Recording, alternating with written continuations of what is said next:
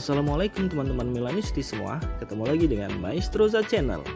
Sebelum nonton video-video kita, jangan lupa untuk di subscribe dan tonton videonya sampai habis ya, supaya Maestroza bisa terus semangat berbagi info tentang klub kesayangan kita, AC Milan.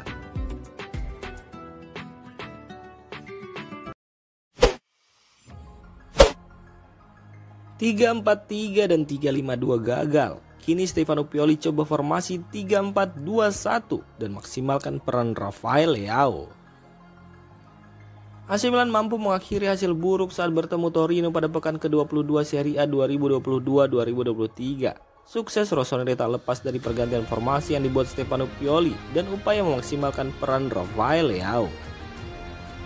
Milan menang dengan skor 1-0 saat bersua Torino pada duel di San Siro kemarin malam. Gol penentu kemenangan Milan dicetak Olivier Giroud pada menit ke-62 memanfaatkan umpan Theo Hernandez.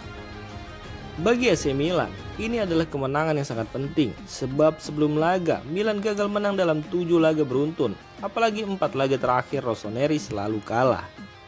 Milan sendiri mampu meraih kemenangan usai melakukan beberapa taktik penyesuaian yang dibuat Pioli. Tetap dengan formasi 3 back, Pioli membuat perubahan di tengah dan di lini depan. Formasi dasar Milan di bawah kendali Pioli adalah 4-2-3-1. Formasi inilah yang mengantarkan Milan meraih Scudetto di musim lalu. Namun formasi itu mulai tidak efektif dan bisa dibaca lawan pada musim 2022-2023 ini. Stefano Pioli lantas mengubah formasi dasar Milan dan bermain dengan 3 back. Pioli sempat memakai 3-4-2 dan 3-5-2. Pada formasi 3-5-2, Pioli harus mengorbankan Rafael Leao karena tidak bisa bermain sebagai penyerang tengah, apalagi wingback.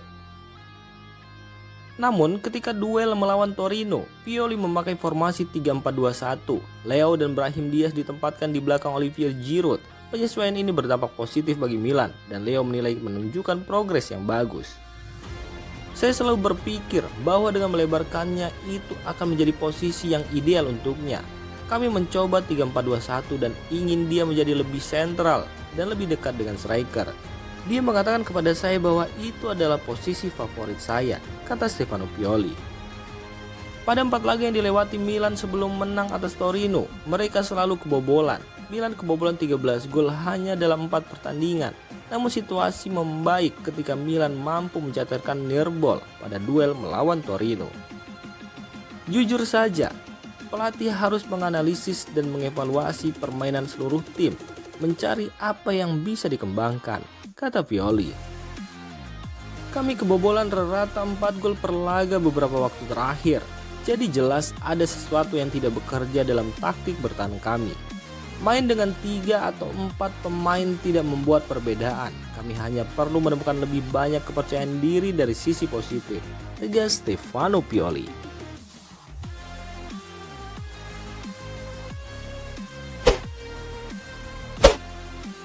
Magis Zlatan Ibrahimovic cukup pemanasan dan duduk di bench, AC Milan langsung menang.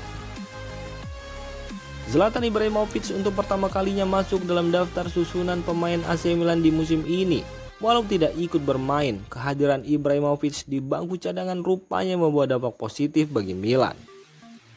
AC Milan menjamu Torino pada pekan ke-22 Serie A, Sabtu kemarin. Pada duel yang digelar di San Siro tersebut, Milan mampu menutup pertandingan dengan kemenangan 1-0. Gol kemenangan Rossoneri dicetak Olivier Giroud pada menit ke-62. Gol ini membuat Milan keluar dari situasi sulit. Sebelum mengalahkan Torino, Milan sempat kalah pada 4 laga terakhirnya secara beruntun. Giroud menjadi pemain dengan kontribusi yang vital bagi Milan lewat gol yang ia ciptakan. Namun peran Ibrahimovic tak bisa dipandang sebelah mata. Ibrahimovic mengalami cedera lutut pada akhir musim 2021-2022 lalu. Pemain 41 tahun tersebut harus menjalani operasi untuk bisa sembuh. Ibrahimovic sama sekali belum bermain untuk Milan di musim ini. Saat Milan berjumpa Torino, Ibrahimovic masuk dalam daftar susunan pemain. Ini adalah kali pertama Ibrahimovic berada di lapangan.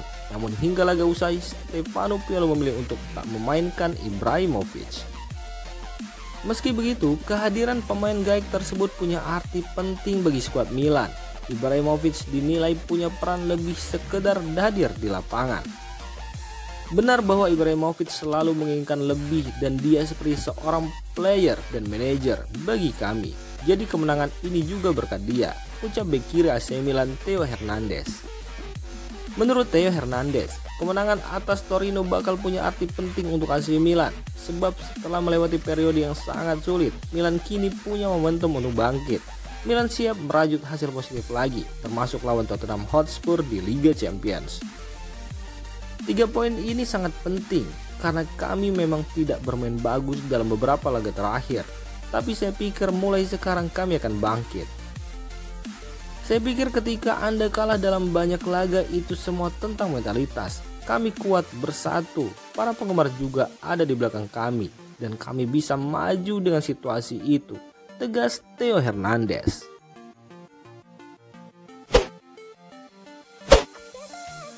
Davide Calabria bantah perpecahan di ruang ganti AC Milan.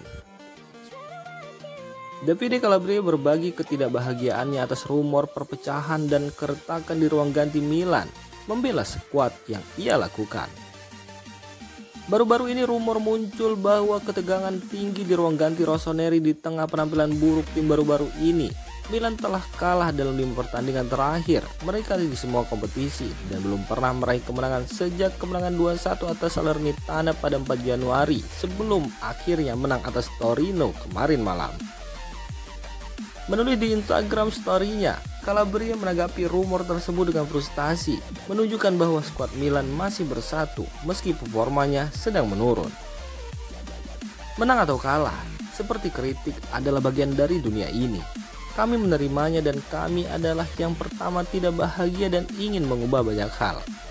Apa yang benar-benar tidak kami terima adalah kebohongan yang tak terhitung jumlahnya yang telah keluar selama beberapa hari, melibatkan rekan satu tim saya dan saya sendiri. Skuad kami fantastis, sehat dan terutama terdiri dari orang-orang yang saling mencintai dengan nilai-nilai moral yang tinggi, rasa hormat dan saling menghargai. Kami akan terus fokus pada pekerjaan kami dengan kepala di lapangan dan menghentikan tuduhan absurd ini. Tekanan mulai meningkat pada pelatih Stefano Pioli dan beberapa penggemar sudah meminta pelatih berusia 57 tahun itu untuk dipecat. Kurang dari setahun setelah dia membawa klub meraih Scudetto pertama mereka dalam lebih dari 1 dekade. AC Milan sendiri saat ini berada di peringkat 3 tabel Serie A setelah berhasil mengalahkan Torino 1-0 di San Siro.